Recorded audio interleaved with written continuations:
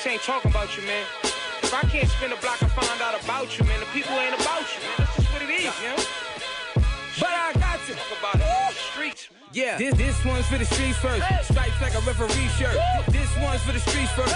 Tell mama this the rebirth. Say I need church. I talk dirty. Put my hands and my feet work. Teamwork. Put in pain, but gotta bring it to the streets first. It's your boy Butta, and I'm back with another episode of that Streets First podcast. You already know how your boy do. I goes out, brings them out. Teamwork on 3. I'm outside in Harlem at the Juice Bar. Health is wealth. You already know I'm sitting with the CEO, the businessman, my man, Pac-Man. Hey, what's good, family? You good? Good, no complaints, Hey, man. first thing first, man. I want the people to have like a understanding of what it's like to build a business, to try to like understand business. What I want first for the audience is kind of like give them a background of Pac-Man. How did Pac-Man come up right here, 22nd in Lexington? Let's just give them a little view before we really get into the business. Oh man, there's so much history here, man. I was your typical dirty young East Side, man. Honestly, man. You know, there's some time for these corners, you know. I came a long way, you know. I took a chance, you know. I got good fellas around me, and up and coming young fellas always showing me new things as well too. You know what I mean? I don't know, man. Where we start at, eh? Like, you know, it's my first time behind the camera. I'm usually you know, I know that. Yeah, I'm usually camera shy. This ain't even my thing. You know where we come from, but I'm glad to do this with you, you know. That's the reason what I wanted to show people, like knowing that we all come through a lot of different ups and downs, trials and tribulations. Can you explain to them what it's like to like run a juice bar? What it's like give them some of the pros and cons to what the juice bar and the whole health is wealth is about. How did you really like get into that rather? Like what made that a passion for Pac-Man? Oh, you know, I'm definitely, you know, after doing a little bit of time, I was into exercising and working out. Okay. So my plan was always to get a juice bar because I was on top of that, my body and everything else. But I also used to visit like the big dog, Josh Seals, and this is back when he was on 125th, before he went to 7th Avenue. And I seen how lucrative it was, and I seen what he created for his community. It was a place for everybody to go sit and chill and, you know, just socialize. I know black folks, we social people. We want to sit around, talk, watch TV. So I said, why not bring it to my own community? I spent a bunch of money in there, so I invested in myself. I started small. It didn't do good at well the first year or two. Okay. Because I only had smoothies. And I kind of was like, yo, I need to do something to push me over the top. And I made it into the best of both worlds. I got the full liquor license. Everybody was saying, hey, you can't do this, you can't do that. I ain't listening to none of that Juice shit. bar with the full liquor license? We actually the only one in the tri-state with it. Okay. A full liquor license, a legitimate one at that. Okay. And it went to the moon from there, it worked. Everybody fuck with it. So when you look at your menu, like I see all kind of juices, I see different mixed drinks, I see food, like, can you give like the fans a little bit behind the scenes of what it takes to like prepare stuff like that? Like you said, it's not just easy to be like one of the top ones with that kind of a license. Like what's kind of like the process that you kind of like maneuver through to be able to do that? Everything, you know, we're at an age now where everything is at our fingertips. Okay. So I basically just went online, did my own research, you know, Google. I just, you know, I was already into men's health. Yeah, so I kind of like put pen and paper. I did some research on what's good for the body, what actual fruits and what vegetables go together, what don't go together. And I kind of had a taste it amongst my friends, you know, Just, Boss, you know, I had Chuck, I had a few other good fellas with me that just before I even got started, just come through and just taste shit at the crib. I had a little focus on 124. Well, okay. You know what I mean? So after getting their opinion, they told me what was good and what wasn't good. You know, I went to the drawing board and I put it together. So the drinks wasn't really hard at all, man. I think the hardest part for me was really learning the tonics, and that's the other side of the juice bar that I did too. Like, so it's two parts: is the health part, and then there's the, you know, the wind down. After you get up for work, get a drink or a concoction. I'm sorry, you know what I mean? So it's like that for me. When you sit there and you talk about health is wealth, like it's a reason why I'm really pulling up to the juice bar and speaking on this. When I was growing up, I seen just kind of like men drinking Tiger Bone and ginger and all. I'm seeing women pull up and getting shots. Like you said, there is two sides to that. So if you could elaborate a little bit more on that, like when you got into this field and you're trying to make sure that the community understands what health is wealth, how do you do different events, different daily things to like bring customers to make sure that they, plenish themselves and, help themselves? Yeah. I would say, just it always, like I said, once again, we had it everywhere. Everything is at our fingertips. So, I hit the social medias hard.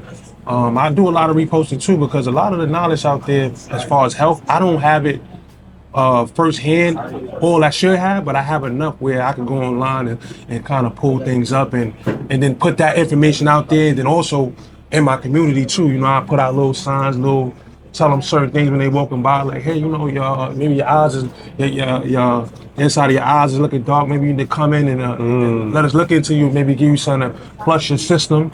There's shots and boosters and things like that. Different things you can do. Throughout the week, I'm quite sure that you have like maybe a Taco Tuesdays. Like, is there like a special way that you do your like R&B Wednesday? Because you don't have like your regular juice bar. When I say like you got one of the top juice bars in the city to where people can come relax, watch games, listen to music and things of that nature, like, can you give them like a description of what to look and see, look forward to rather when they come to Teamwork on 3? So the great thing about Teamwork, you never know who you're gonna see. You might come in, you might see A. You might come in, you might see Cam. You might come in, you might see Dave East. You might come in and see Nick Bucks. We get shout out to Nick Bucks that's in the building right now. Yes, he's definitely a Big East general. You never, like I said, you never know what you're gonna see when you come in. And the thing about Teamwork Juice, what I bring to this community, not only when you come here, you're gonna be safe here. You're going rather you have too many drinks and you can't make it home. We're gonna make sure you get home. We're gonna put you in the cab. We're gonna make sure you got your wallet. Even if you ain't paid your bill, we're gonna not take the money out. We can see you when you come back. It's like a family business we got here. It started with my dad too. Shout out to him. He passed away last year. Rest in peace. He kind of gave me the blueprint and gave me the name Blueprint as well. So he always told me about just creating an environment where it's just love and respect. And that's what you can get when you come here, you know what I mean? When you speak on Harlem and knowing that you're making that kind of environment, you know what I'm saying, for Harlem to have like a safe space, like, can you put the streets on to like, what is it that, Pac-Man is trying to, put out there to the next generation? How is Pac-Man trying to elevate his community? These are things that I personally know, but like I said, I wanted to pull up on you and put a spotlight and a highlight on you to let them know that these type of things that Pac-Man is trying to do for the community. So behind the camera, you said something that stuck in my head too as well. You was like, you understood how I was able to keep order and but you wanted me to put out there like it's more ways for us to advance in our life. It don't have to be the NBA, it don't have to be the studio. We can do these small things and grow into bigger pots and bigger ventures by coming together like you brought us together on your podcast and all the up and coming people you got coming up soon too. I just feel like we need to really what I needed to really do was just take a shot at faith, and I did that. And it worked itself out, you know what I mean? Nobody really believed in the beginning because nobody could really understand like smoothies and alcohol, how does that go hand in hand? You know what I mean? This is 7 years in the making, so this is why. I just took a shot at a leap at faith, man, and it worked itself out, you know what I mean? I wake up some mornings and still don't believe it, you know what I mean? I'm blessed, man, because of the people, not just me. It's the people. There's no me without them. You know what I mean?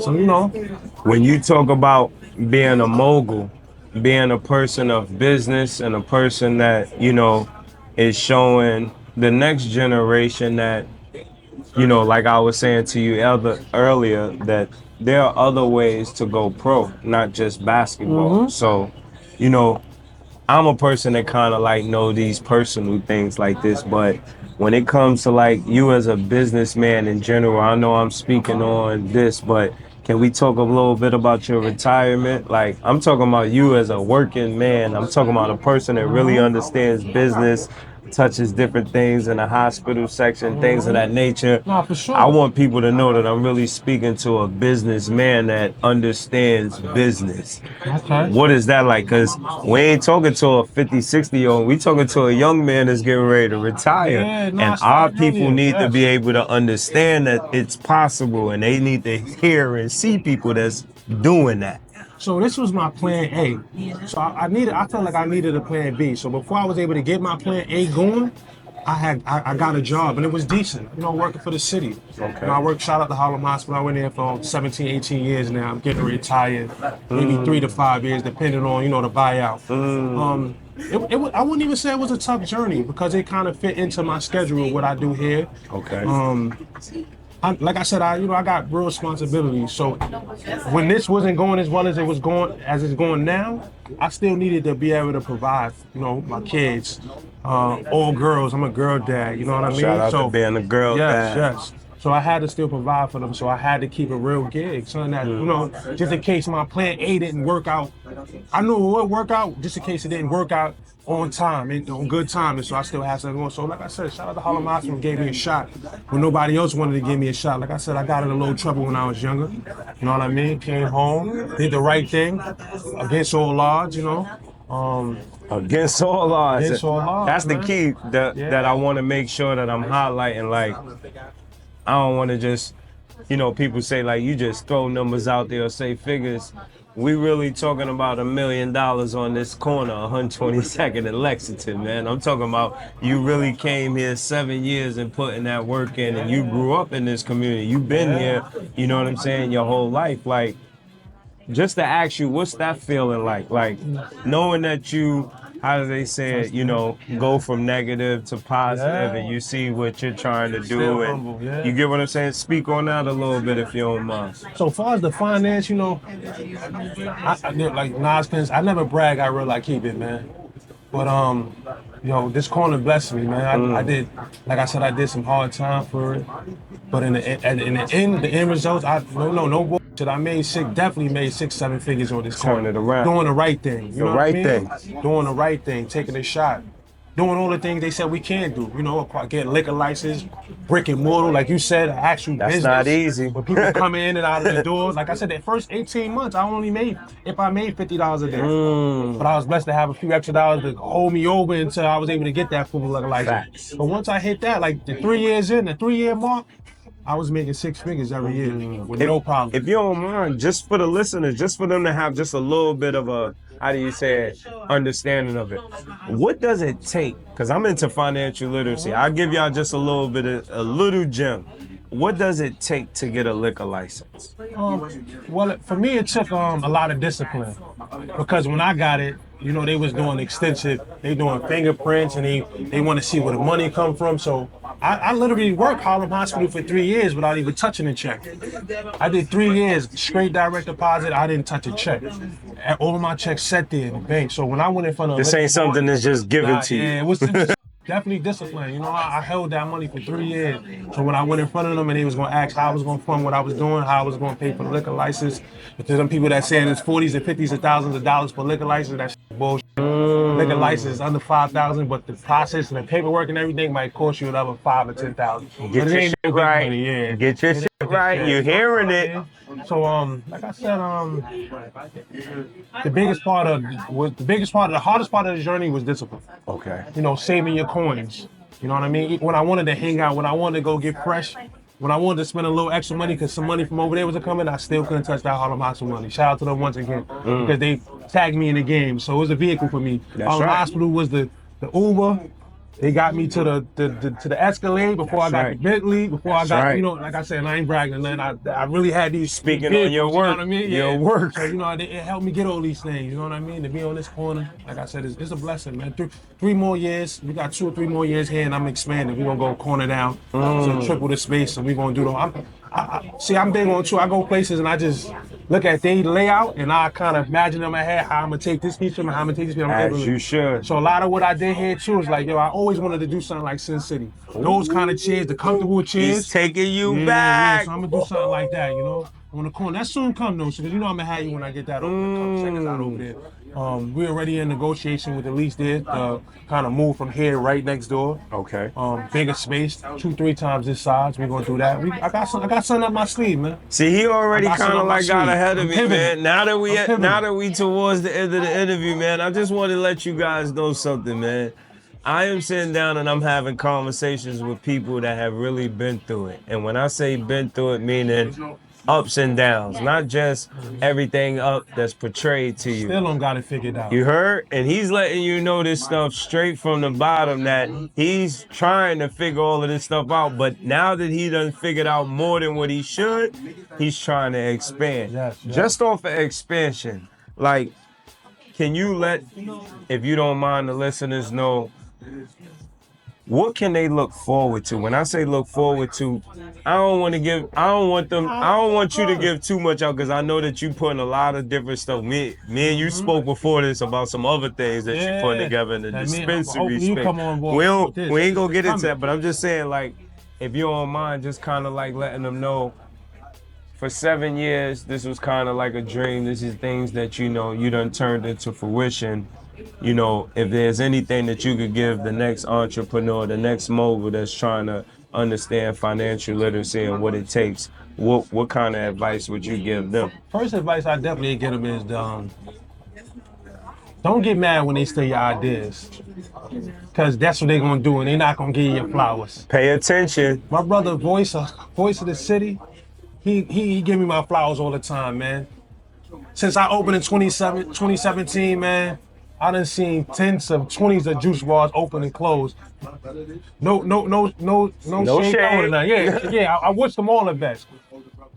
But in my case, what I give young entrepreneurs, stand on your ground, stand 10 toes down, push through it. You know, there's gonna be a lot of people in your ear saying this not gonna work, this gonna work, that's not gonna work. But how would they know if they ain't try or they ain't do it? You know what I mean? So I'm always say, yo, what don't work for the next man might work for you. And that's what happened with me. To each his own. Yes. So moving forward, like I said, when we leave here too, one of my biggest dreams is to get a place similar to Sim City. Most importantly, them chairs they had there, the motherfuckers are so comfortable people can sit down. Lying. I can imagine doing an interview with you sitting down. We can probably talk for 2 hours on that joint, you know what I mean? So that's one of my main things, you know, just creating that whole atmosphere where, you know, they can watch the TVs and get served at their tables. And who knows, man?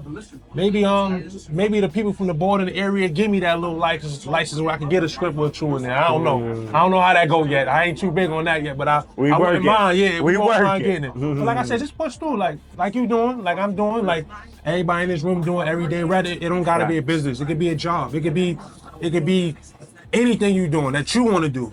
Keep pushing through, man. Don't let nobody tell you it ain't gonna work. The cameraman, the camera crew, the bartender, whatever works for you, and I never knock the hustle, ever. So, you know, a lot of people never really knock my hustle in my face. I don't know what they did behind my back, but they never knocked my hustle because I always gave out positive energy. Now, I never made myself or made somebody next to me feel like I was bigger than that. Was teamwork. I stand on teamwork. Teamwork is a crew of fellas. It ain't one. It ain't just me. There's a crew. None of this is possible. He ain't talking basketball. No.